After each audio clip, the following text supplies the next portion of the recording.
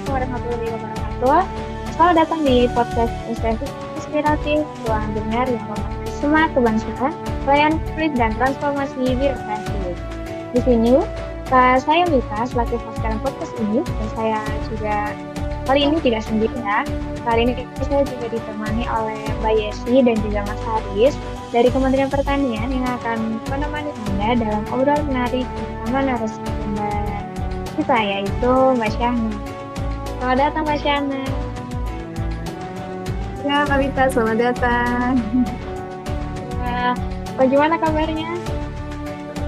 Alhamdulillah, sehat Kak Vita. Terima kasih ya, saya mau ucapkan terima kasih banyak telah diundang dalam forum ini, pada podcast ini. Sebelumnya saya izin memperkenalkan diri ya, nama saya Syahna Limoja. Background pendidikan saya, dulu saya menempuh S1 di Institut Pemerintahan Dalam Negeri. Kemudian sekarang saya ditempatkan di Direktorat Jenderal Bina Administrasi Kewilayahan Kementerian Dalam Negeri. Terima kasih Mbak Syahna atas perkenalannya singkat ya. Nah, sekarang teman-teman narasumber kali ini masih sangat muda ya, dan pastinya diharapkan bisa menginspirasi kita sebagai usia muda. Hari ini kita membahas topik yang sangat penting, yaitu kesiapsiagaan bela negara bagi ASN. Nah, di tengah dinamika global ini, ancaman ideologis dan tantangan pelayanan publik, ASN dibentuk bukan hanya profesional, tapi juga tangguh secara mental dan loyal terhadap negara. Bersama kita hari ini, narasumber yang sudah berpengalaman dan pelatihan dalam pelatihan bela negara dan penguatan kebangsaan di lingkungan ASN. Mari kita mulai. Nah, untuk Mas Jana, boleh nih kita tanya dulu nih ya. Jadi kira-kira definisi ASN menurut definisi bela negara dalam lingkup ASN Mas Jana sendiri. Kalau kita berbicara mengenai bela negara, itu kan pasti terlintas di pikiran orang-orang awam, orang-orang biasa, itu kan pasti soal militer ya, gimana kita menjaga kedaulatan rakyat ini, seperti melindungi ancaman dari dalam ataupun dari luar negeri ya. Tapi definisi mengenai bela negara itu tidak hanya berkutat di soal militer saja, dia tuh pengertiannya luas. Tapi soal loyalitas kita, kemudian juga disiplin dan juga pengabdian kita, terutama kita kan sebagai seorang ASN ya. Nah, melalui apa? Melalui pelayanan publik yang tentunya harus berintegritas, profesional, dan juga berpihak kepada rakyat. Nah, itu menjadi definisi dari bela negara. Jadi definisinya itu luas, bukan hanya sekedar di militer saja. Itu benar. Kalau tadi udah ada ya, ternyata tuh bela negara nggak hanya militer aja, tapi kita pun sebagai ASN bisa ya melakukan bela negara itu. Nah, kalau apa sih bedanya Mbak antara bela negara dengan militer sama sipil itu, apa sih perbedaannya, bisa tolong jelasin nggak sih kita? Baik, perbedaannya kalau misalnya bela negara militer itu dia fokusnya kepada pertahanan fisik dan juga keamanan teritorial ya Mbak Nita. Tapi kalau bela negara sipil itu seperti yang kita jalankan aktivitas kita sebagai seorang ASN sekarang, dia itu lebih kepada menjaga stabilitas sosial, kemudian ideologi dan juga pelayanan publik yang kemudian Oke. Ini ya, jadi aku sebagai ASN masih bisa ya tetap dalam bela negara, nggak hanya orang-orang dari militer saja ya. Kalau ngomong-ngomong tentang bela negara, pasti ini nggak sih melekat dengan cinta tanah air. Nah, kenapa sih cinta tanah air ini juga bisa dibilang penting ya untuk kita sebagai ASN? Iya, Mita, sangat penting sekali dong cinta tanah air ini, karena cinta tanah air ini kan merupakan fondasi moral. Tanpa itu, pelayanan publik itu akan bisa kehilangan arah. ASN yang mencintai tanah air itu akan, ketika kita mempunyai cinta tanah air pada bangsa ini, kita akan bekerja tentunya dengan sepenuh hati, bukan sekedar untuk menjalankan tugas kita saja gitu. Oke. Baik, kalau aja bisa ke Mbak Yesi ya. Oke, Mbak Yana nih, kan tadinya dengar pengertian dari bela negara sendiri, terus gimana sih caranya cinta tanah air. Nah, menurut Mbak Yana sebagai seorang ASN ya kita ya, gimana sih bentuk dalam kesiapsiagaan bela negara itu diterapkan gitu di kantor, di mana kah gitu? Baik, bentuknya untuk yang diterapkan di kantor itu mulai dari hal yang sangat sederhana ya, Mbak Yesi. Kita bisa mulai dari kita disiplin waktu, kemudian juga kita menjaga netralitas, kita menolak segala bentuk gratifikasi, kemudian aktif juga dalam edukasi kebangsaan di lingkungan kerja kita. Kita juga bisa lewat pelestarian budaya lokal sebagai bagian dari identitas nasional hingga menggunakan produk-produk dalam negeri gitu kan. Oke, berarti ini ada beda. Nah, kalau cara kita mulai pancasila dan Pancasila, yang kita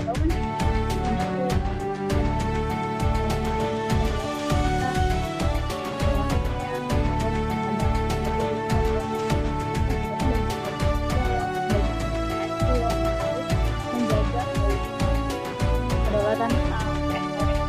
Nah, itu gimana sih Mbak cara kita menanamkan Pancasila di diri kita supaya kita nggak lupa kalau kita itu pelayan publik gitu loh.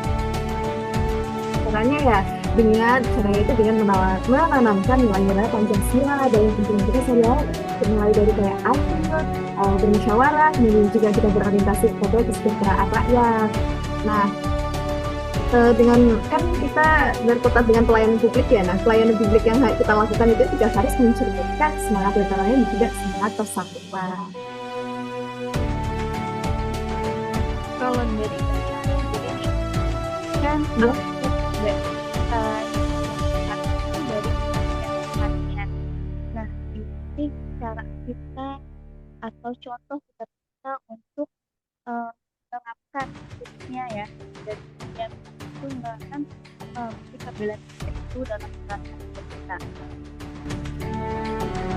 Contohnya ya Mbak, contohnya itu bisa turut aktif ya untuk menjaga, apalagi dari Kementerian Pertanian ya, itu bisa aktif untuk mendorong ketahanan pangan nasional.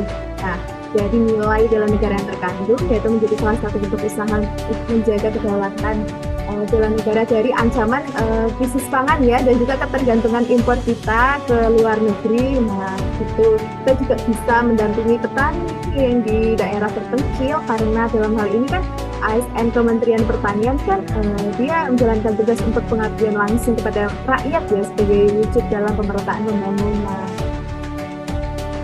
Oh iya. Jadi kan kalau kita sebagai Kementerian Pertanian berarti sebagai pelindung pangan gitu ya artinya Mbak ya. Iya. Boleh nih dari Mas Haris kali ada pertanyaan buat Mbak Tiana.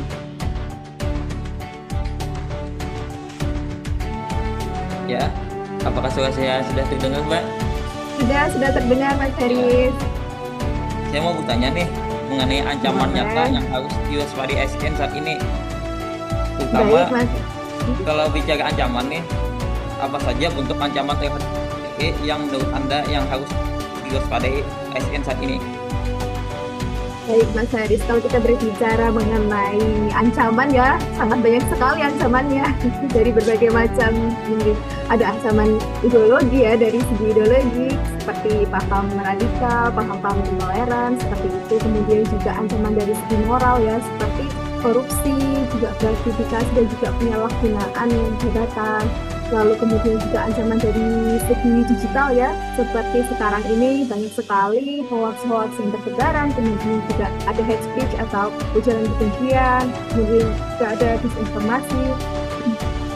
Lalu selanjutnya ancaman dari segi sosial ya Mas, itu seperti menurunnya rasa persatuan dan juga rasa kekompakan kita sebagai masyarakat Indonesia seperti itu.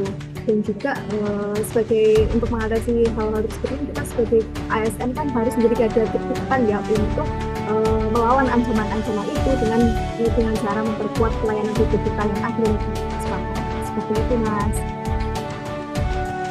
Oh iya. Ada satu lagi nih, Boleh. untuk peran teknologi apakah dapat memperkuat justru atau melemahkan untuk teknologinya? Untuk peran teknologi dua-duanya bisa Mas. Nah, kalau untuk memperkuat ketika kita menggunakan teknologi itu untuk sarana untuk edukasi, kemudian juga sarana untuk pelayanan publik, tapi juga bisa melemahkan jika kita menggunakan sarana itu sebagai saluran untuk hoax, kemudian penyebaran paham-paham radikalisme seperti itu.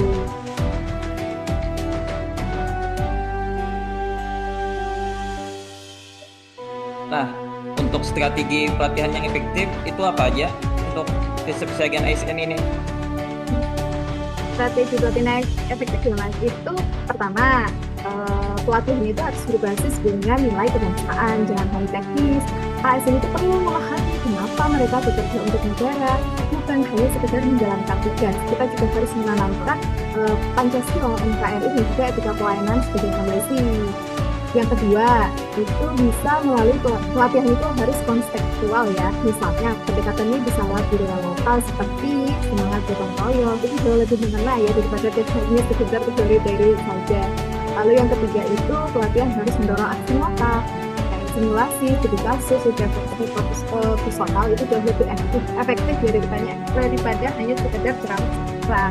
ASN itu juga harus bisa diajak berpikir apa sih kontribusi saya untuk menjaga Indonesia hari ini gitu. Jadi bukan soal durasi pelatihannya ya Mas, tapi soal kedalaman makna dan keberlanjutan dampaknya. Seperti itu Mas. Wah, Mbak, keren terima banget, kasih Kak. dulu Mbak tentang ancaman nyata yang harus diwaspadai ASN ini. Untuk bertanya jawabannya. Mbak Shana, aku mau nanya lagi dong. Boleh Mbak Yesi. Tadi kan Mbak Shana membahas tentang bela negara. Kalau bela negara itu bukan hanya dilakukan oleh militer, tapi untuk seluruh warga negara. Nah, sebagai ASN ya, kita tuh gimana sih akan kesiapsiagaan negara ASN itu dalam membela negara? Nah, dalam wujud keseharian kita harus gimana sih Mbak perlakuannya yang kayak gitu? Baik, ada banyak hal ya Mbak Yesi, dari hal-hal yang sederhana sebenarnya bisa kita terapkan. Yang pertama itu bisa kita disiplin ya dalam menjalankan tugas, kemudian juga kita tepat waktu dalam masak ya, dan juga kita menjadi pribadi yang bertanggung jawab. Lalu yang kedua, dengan integritas kita tidak tergoda untuk menyalahgunakan jabatan kita ya. Kemudian yang ketiga itu digital literasi, kita cerdas dalam menggunakan teknologi dan tidak terpengaruh dengan hoax. Lalu yang terakhir itu bisa dengan kolaborasi ya, kita bekerja sama lintas instansi untuk kepentingan bangsa. Intinya kesiapsiagaan ini bukan hanya sekedar teori saja, tapi kita bisa buktikan lewat kapasitas dan juga lewat kapasitas sebagai seorang ASN. Seperti itu Mbak Yesi. Oh, berarti nilai-nilai dasar ASN ya yang harus Ya kita betul. tetapkan. Betul sekali, mulai berakhlak. Ya. Oke, terima kasih Mbak Shana atas insight-nya mengenai bela negara dan juga banyak banget implementasi yang bisa kita lakukan sebagai ASN ya. Mungkin sebagai penutup ya, mungkin pesan dari Mbak Shana untuk ASN muda, khususnya kita nih CPNS yang baru bergabung. Boleh, pesan saya sederhana saja Mbak. Jangan pernah lupakan sumpah janji kita sebagai seorang ASN. Tetap jadi teladan di masyarakat.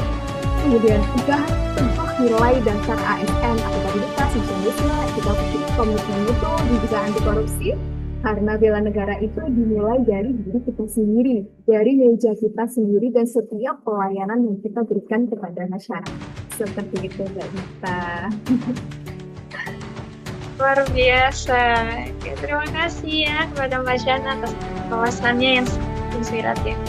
Mungkin jadi kita bisa simpulkan ya dari pembicaraan kita hari ini. Jadi kesiapsiagaan bela negara itu bagi ASN adalah komitmen untuk selalu siap mengabdi, bekerja jujur, disiplin, serta tanggap terhadap ancaman bangsa, baik yang datang dari luar maupun dari dalam. Oke, terima kasih Mas Shana. Semoga episode ini juga bisa menginspirasi seluruh ASN untuk membangun kesiapsiagaan bela negara, mulai dari ruang kerja masing-masing.